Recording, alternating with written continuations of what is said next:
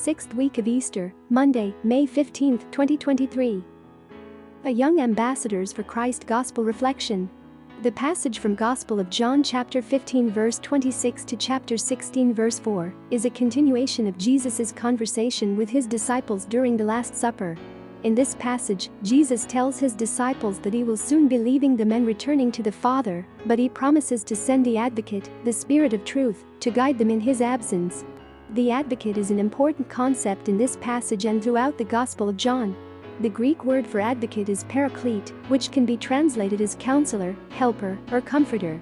Jesus promises that the Advocate will teach the disciples everything they need to know, remind them of his teachings, and testify to the truth.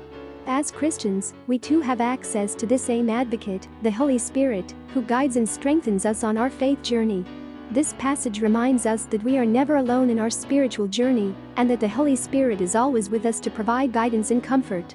However, following Jesus is not always easy, and the passage also acknowledges the reality of persecution and hardship that Christians may face.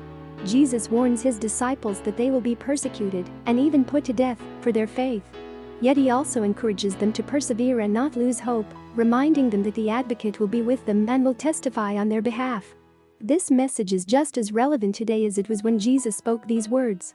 Christians around the world still face persecution and discrimination for their faith, and it can be tempting to lose hope or feel alone in the struggle. However, the promise of the Holy Spirit's presence and guidance can provide us with the strength and courage to persevere in the face of adversity. In conclusion, the passage from the Gospel offers an important message of hope and encouragement for Christians. It reminds us that we are never alone in our faith journey, and that the Holy Spirit is always with us to guide and strengthen us. It also acknowledges the reality of persecution and hardship, but encourages us to persevere and not lose hope.